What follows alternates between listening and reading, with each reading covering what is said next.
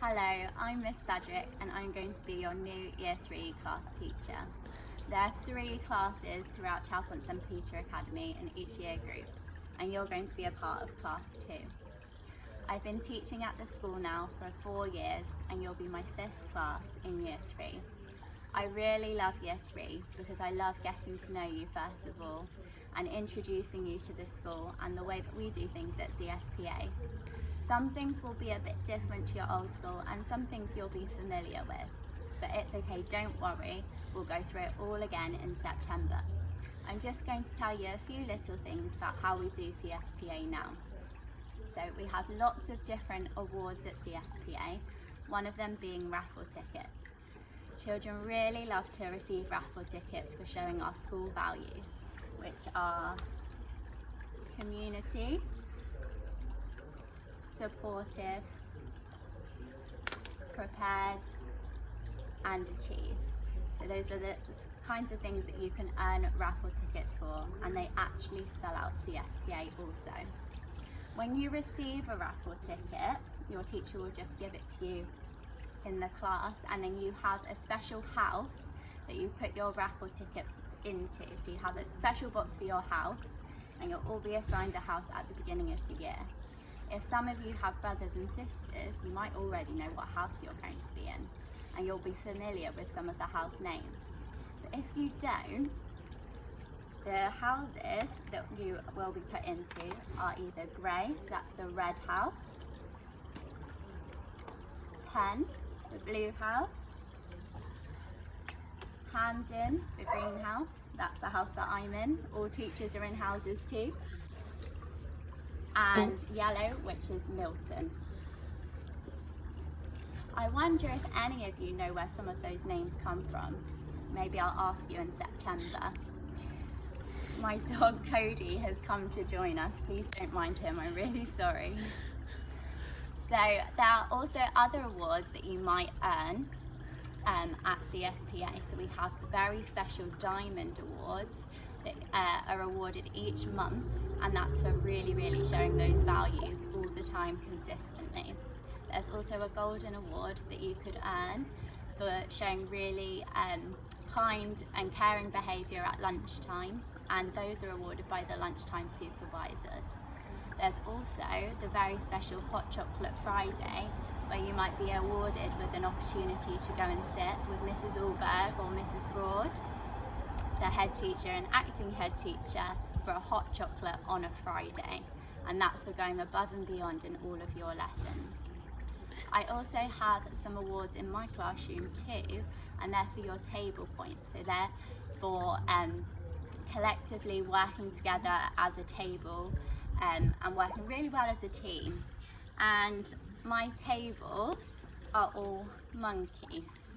So you might be a yellow monkey or a purple monkey or a blue monkey or any kind of monkey. They've got lots of different colours, and then you earn with your tables a bunch of bananas.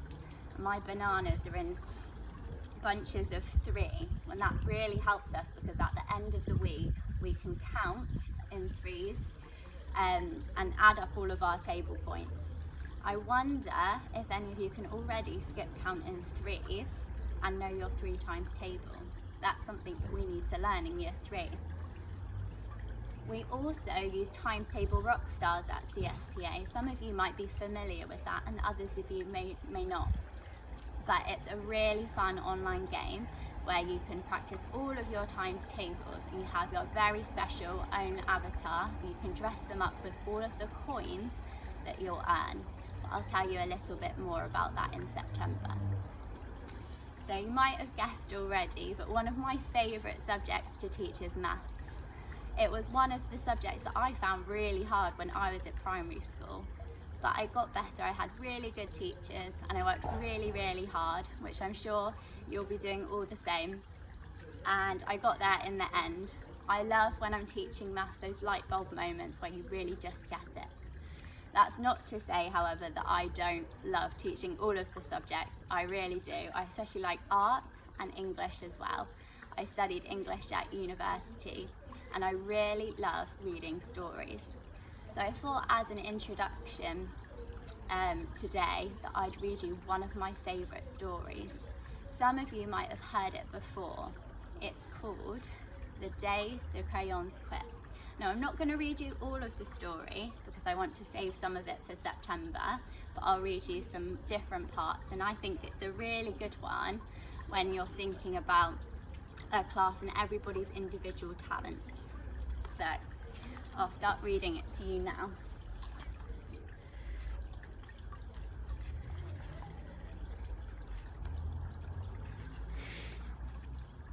Okay, so one day in his class, Duncan went to take out his crayons and found a stack of letters with his name on them. Hey Duncan, it's me, Red Crayon. We need to talk. You make me work harder than any of your other crayons, and you're wearing and you're wearing me out, colouring fire engines, apples, strawberries, and everything else that is red. I even work on holidays. I have to colour in all the Santas at Christmas and all the hearts on Valentine's Day. I need a rest. Your overworked friend, Red Crayon. Dear Duncan, all right, listen. I love that I'm your favourite crayon for grapes, dragons and wizard hats, but it makes me crazy that so much of my gorgeous colour goes outside of the lines. If you don't start colouring inside the lines soon, I'm going to completely lose it. Your very neat friend, Purple Crayon. I wonder if any of you think you might be like some of these crayons.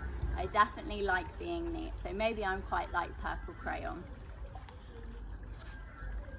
Duncan, Grey Crayon here. You're killing me. I know you love elephants, and I know that elephants are grey, but that's a lot of space to colour in all by myself. And don't even get me started on your rhinos, hippos and humpback whales. You know how tired I am after handling one of those things. Such big animals. Baby penguins are grey, you know. So are very tiny rocks, pebbles. How about one of those once in a while to give me a break? Your very tired friend, Grey Crayon. I'll leave some of those pages for September, but hi Duncan, I hate being used to draw the outline of things that are coloured in by other colours, all of which think they're brighter than me.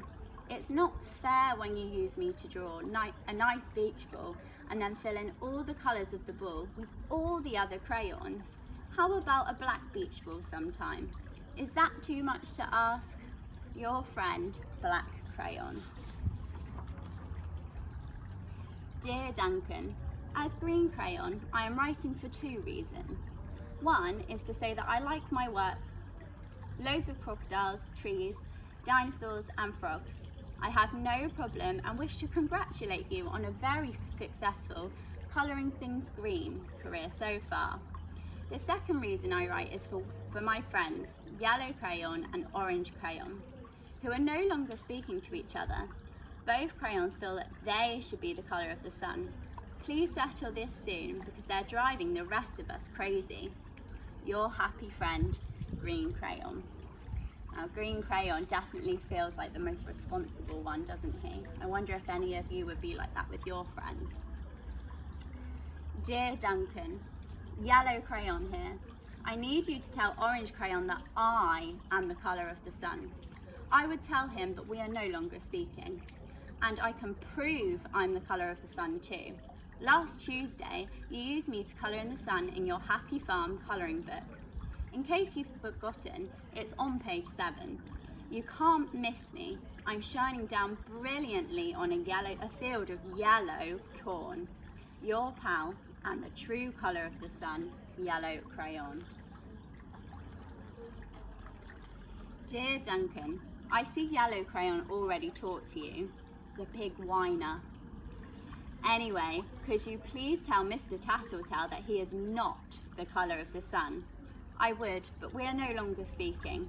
We both know I am clearly the colour of the sun because on Thursday you used me to colour the sun on both the Monkey Island and the Meet the Zookeeper pages in your colouring book. Orange, you glad I'm here? Ha! Your pal and the real colour of the sun, orange crayon. Dear Duncan, it has been great being your favourite colour this past year, and the year before, and the year before that. I've really enjoyed all of those oceans, lakes, rivers, raindrops, rain clouds and clear skies. But the bad news is, I am so short and stubby, I can't even see over the railing in the crayon box anymore. I need a break. Your very stubby friend, Blue Crayon. Duncan. Okay, listen here, kid. You have not used me once in the past year. It's because you think I'm a girl's colour, isn't it? Speaking of which, please tell your little sister I said thank you for using me to colour in her pretty princess colouring book. I think she did a fabulous job of staying inside the lines. Now, back to us. Could you please use me sometime to colour the occasional pink dinosaur or monstrous cowboy?